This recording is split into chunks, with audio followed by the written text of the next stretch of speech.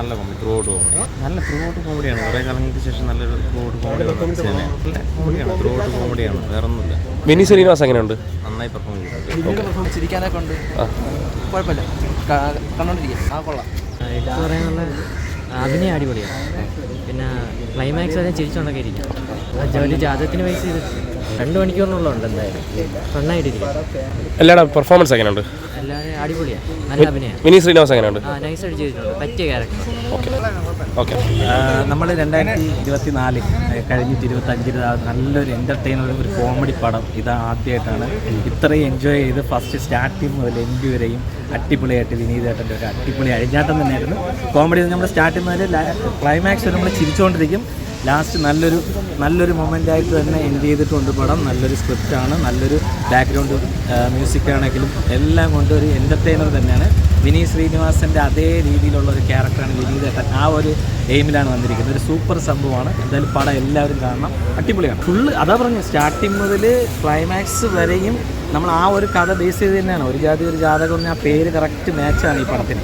ആ ഒരു കഥയൊക്കെ അനുസരിച്ചിട്ട് തന്നെയാണ് ഇത് ക്ലൈമാക്സ് വരുന്നത്. പക്ഷേ ചിരി ഒരിടത്തും ബ്രേക്ക് ആവുന്നില്ല. നമ്മൾ ഇൻ്റർവ്യൂവിൽ തന്നെ ചിരിച്ചു, അത് കഴിഞ്ഞ് പിന്നെ നമുക്ക് ആ ഒരു ചിരി, ഇതിനകത്ത് സാഡ് സംഭവമൊന്നുമില്ല. ഇത് നമ്മളൊരു ടെൻഷൻ അടിച്ചിരിക്കുന്ന സമയത്ത് വന്നിരുന്ന് കണ്ട് എൻജോയ് ചെയ്യാൻ പറ്റുന്ന ഒരു സിനിമ തന്നെയാണ് ഈ പടം. എന്നാൽ വിനീതേട്ടായി അഴിഞ്ഞാടിയിട്ടുണ്ട്, ഒരു അടിപൊളി സംഭവം.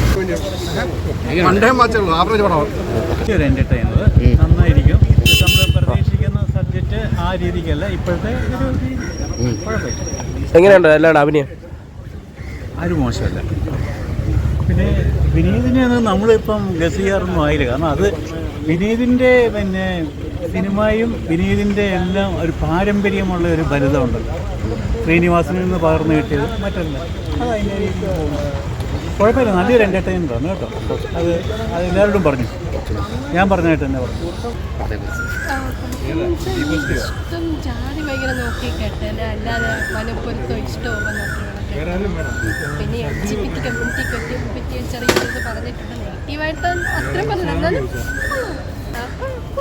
അത്യാവശ്യം ചിരിക്കാനുള്ള നല്ല ഇതാണ്. വിനീത് ശ്രീനിവാസ് എങ്ങനെയുണ്ട്? അടിപൊളിയായിരുന്നു, നല്ല ശരിക്കും ഒരു ഫാമിലി ഓഡിയൻസിനൊക്കെ വന്നാൽ കാരണം ഒട്ടും പ്രതീക്ഷ വന്നേ. ഞാൻ കുറുക്കൻ വൈബ് പ്രതീക്ഷ വന്നേ. ബോഡി ലാംഗ്വേജ് ട്രൈ ഞാൻ ഇപ്പം പല ട്രെയിനും പതിവ് കൂടുതൽ കാണാറില്ല. എന്നാലും പുള്ളിയുടെ ബോഡി ലാംഗ്വേജ് പിടിച്ചു വന്നാൽ ഭയങ്കര ഇഷ്ടപ്പെടും. കാരണം എനിക്ക് സാധാരണ നമ്മൾ ഇരുന്ന് ചിരിക്കുമ്പോൾ വളുപ്പ് ഇട്ട് ചിരിക്കും. പക്ഷേ ഇത് എനിക്ക് പേഴ്സണലി തോന്നിയിട്ടില്ല, ക്രിഞ്ചാണ്, ചിരിക്കുന്നതേ ഉള്ളൂ. പക്ഷേ ചിരിക്കുമെന്ന് പറഞ്ഞിരുന്നാൽ അതായത് സ്പോട്ട് കൗണ്ടർ സിറ്റുവേഷൻ കോമഡീസാണ്, ചുമ്മാ ഇരുന്ന കോമഡീസ് അല്ല. അപ്പോൾ അതുകൊണ്ട് ഈ മറ്റേ അഡൽട്ട് ജോക്കോ അതൊന്നുമില്ല. എല്ലാവരും സംഭവം പിടിച്ചിട്ടുള്ള സാധനമാണ്. വിജയം വയസ്സ് എല്ലാവരും നന്നായിട്ടുണ്ട്. കോമഡിയൊക്കെ അത്യാവശ്യം നന്നായിട്ട് തന്നെ വർക്കൗട്ട് ആയിട്ടുണ്ട്. ഫാമിലിക്ക് വാച്ച് ചെയ്യാൻ പറ്റിയ സിനിമ. എന്നാൽ ഇഷ്ടപ്പെട്ട വിനീത് ശ്രീനിവാസ് എങ്ങനെയുണ്ട്? അത് നന്നായിട്ടുണ്ടായിരുന്നു. കഥയും നല്ലതാണ്.